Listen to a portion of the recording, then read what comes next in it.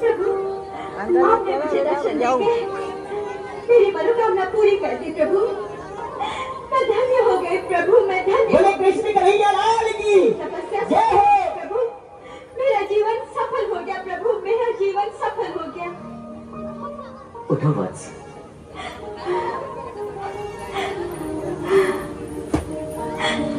प्रभु, भगवान शिव का कथन सत्य हो गया। उन्होंने मुझे कहा था कि आप मुझे एक दिन दर्शन अवश्य देंगे। देवी हिडम्बा, मैं तुम्हारी तपस्या से बहुत प्रसन्न हूँ। भगवान शिव ने जो दर्शन देने के लिए भविष्यवाणी की थी, वो दिन आज का ही दिन है। तो फिर आज मैं तुम्हें दर्शन कैसे नहीं देता? प्रभु, आपके दर्शन करने के बाद तो मैं आंखें बंद करके कल्पांत तक आपकी तपस्या कर सकती हूँ। नहीं देवी हिडम्बा, अब तुम्हें इस एकांत में तपस्या करने की कोई आवश्यकता नहीं है। अब तुम संसार में रहकर भी तपस्या कर सकोगी। संसार में रहकर तपस्या? परंतु ये कैसे संभव है प्रभु? यही बताने तो मैं तुम्हें आया हूँ। वीर घटोत्कच, तुम दोनों प्रकट हो जाओ। कामकंटका, तुम भी आशीर्वाद ग्रहण करो। सुखी भव। परंतु ये सुंदरी कौन है? ये प्राग ज्योतिषपुर की युवराज्ञी कामकंटका है, तुम्हारी होने वाली बहू।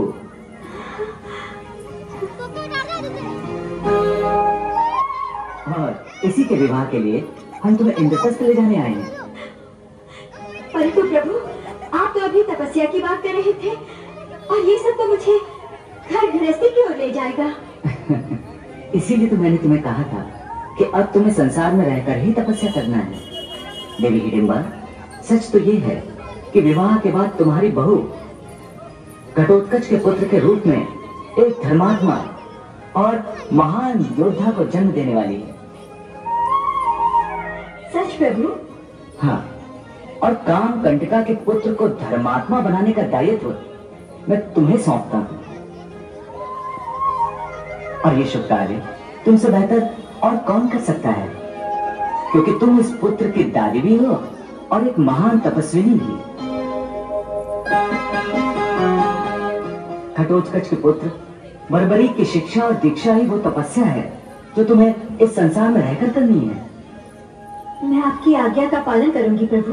जब कामकंटका ने भगवान श्री कृष्ण क्या सोच रहे थे? मैं ये सोच रहा था कि आपने मुझे सारा ज्ञान दिया और ये नहीं बताया कि मुक्ति क्या होती है।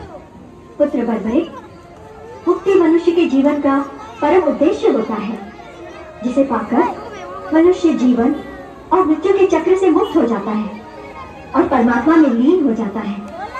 अर्थात उसे अपने पाप और पुण्य के कर्मों का फल भोगने के लिए फिर जन्म नहीं लेना पड़ता। परंतु ये मुक्ति प्राप्त कैसे होती है?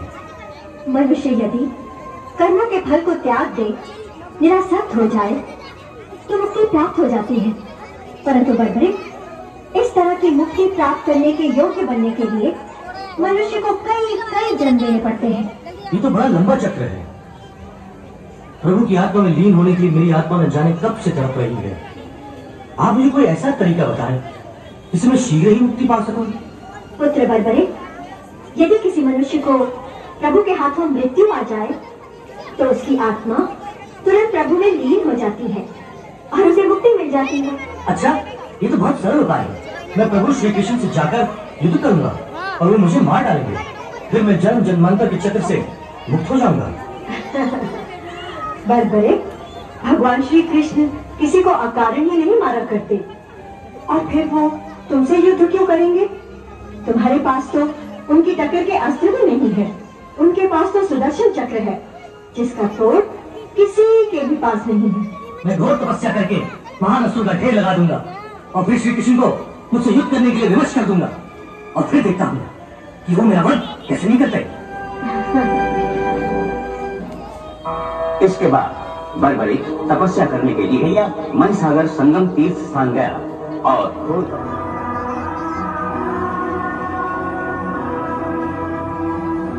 सिद्ध माता ने बर्बरीक को वासुदेव अस्त्र प्रदान किया और गणपति से संबंधित सारी विद्याओं को और अस्त्रों को प्रदान किया।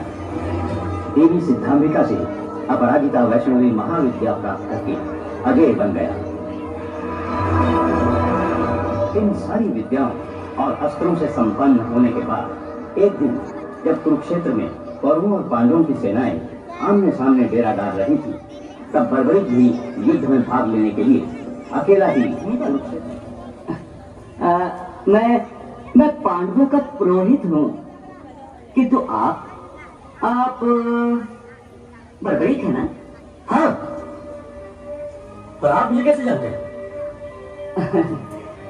मैं तो हर किसी को जानता हूँ, यूँ समझ लो मुझसे कुछ भी छुपा नहीं है। तुम एक महान योद्धा हो जो इस युद्ध में भाग लेना चाहते हो, है ना? मैं इस युद्ध में अवश्य भाग लूंगा ब्राह्मण देवता, परंतु इस समय नहीं। अब नहीं तो फिर कब? मैंने निर्बलों की सहायता करने का व्रत किया है। कौरवों और पांडवों में से जिसकी भी पराजय होगी उसी पक्ष से मैं युद्ध करूंगा। और तुम एक ही पल में इस महायुद्ध को समाप्त कर दोगे, है ना? हाँ, आप तो सचमुच सब कुछ जानते हैं। जानता हूँ, इसीलिए तो युद्ध का आरंभ होने से पहले तुमसे मिलने आया हूँ। परंतु तुम तो अकेले हो, तुम्हारी सेना कहाँ है? मेरी कोई भी सेना नहीं है ब्राह्मण देवता, मैं अकेला ही आया हूँ। तुम अकेले हो और इस महायुद्ध को पल भर में समाप्त करने की महत्वाकांक्षा भी रखते हो? ये मेरी महत्वाकांक्षा नहीं ब्राह्मण देवता, आत्मविश्वास है आत्मविश्वास। मुझे अपने बल पर, अपने सामर्थ्य पर, अपनी युद्ध विद्या पर और अपनी तपस्या पर पूर्ण विश्वास है। बड़े आश्चर्य की बात है, तुम युद्ध करना चाहते हो, तुम्हारे पास कोई सेना भी नहीं है, और मैं देख रहा हूँ तुम्हारे टुकड़ी में केवल 3 ही बाण हैं। ब्राह्मण देवता, इस महायुद्ध को समाप्त करने के लिए मुझे एक ही बाण की आवश्यकता है। 3 बाण तो बहुत हुए। केवल एक ही बाण से तुम इस महायुद्ध को समाप्त कर दोगे? अरे भाई, मैंने ऐसा न कभी देखा है न कभी सुना है। कहीं ऐसा तो नहीं बर्बरीक कि आपको कोई अलौकिक शक्ति प्राप्त है? आप ठीक समझ रहे ब्राह्मण देवता, सिद्ध माता से मुझे अपराजिता वैष्णवी महाविद्या प्राप्त है।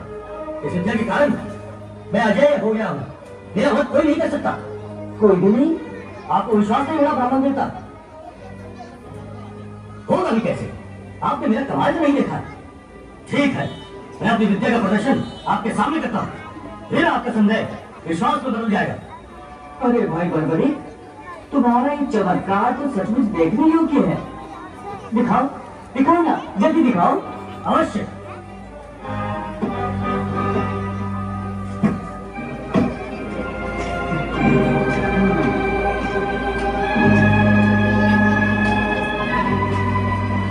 देख रहे हैं आप?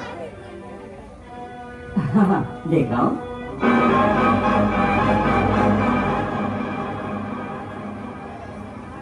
कितने पत्ते हैं इस पेड़ पर? अनगिनत। अनगिनत। जैसे कुरुक्षेत्र में इकट्ठा होने वाले वीरों और महावीरों को गिना नहीं जा सकता, उसी तरह ना, उसी तरह बाण के प्रहार से इस पेड़ के सारे पत्तों को निशाना बनाता हूँ। एक ही बाण से?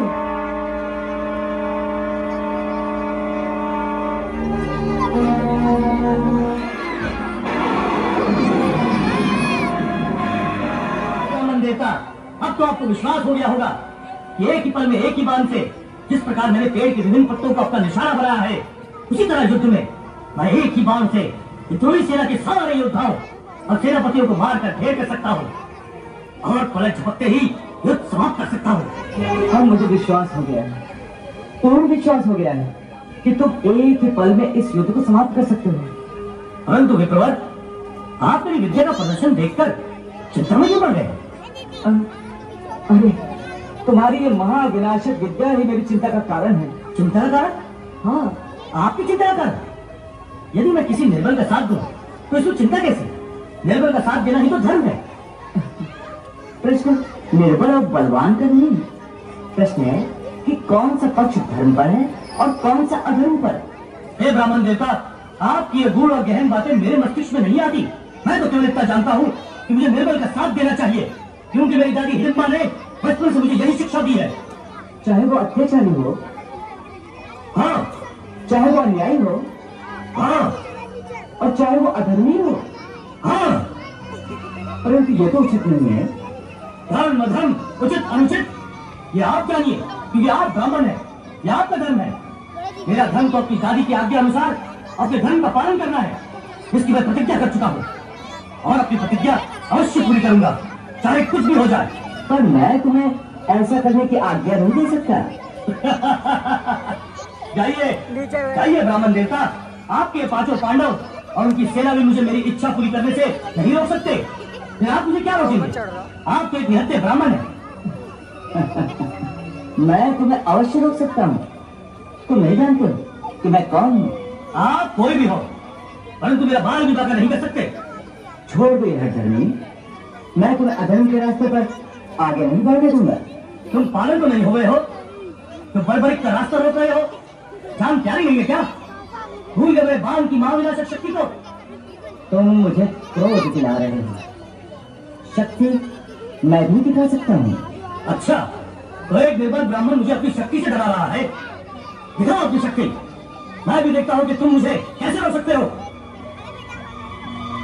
रुक जाओ बड़बड़िक। हे ब्राह्मण देवता, आपको कौन सी ऐसी शक्ति पर इतना गुमान है? हाँ, कौन सी शक्ति पर? कहीं आप उन 5 पांडवों और उनकी विशाल सेना पर तो नहीं उतरा रहे हैं जो कौरवों को पराजित करने वाले हैं? ठीक है, मैं अभी इसी समय शक्तिशाली पांडव और उनकी समझ, अब आप मुझे नहीं रोक सकते। मैं 5 पांडवों को अपने तीर से मारकर लाखों योद्धाओं के प्राण बचाने जा रहा हूँ। मैं निर्बल कौरवों को विजयी बनाने जा रहा हूँ।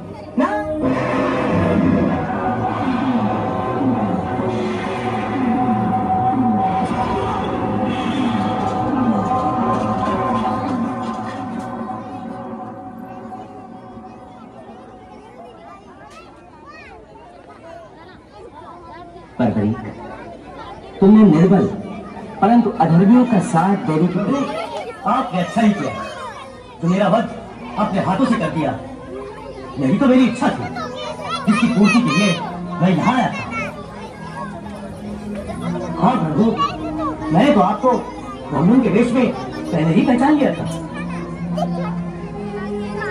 क्षमा करें प्रभु, मैंने ही जानबूझकर आपको क्रोध दिलाकर विवश कर दिया था, ताकि आप मेरा वध कर दें।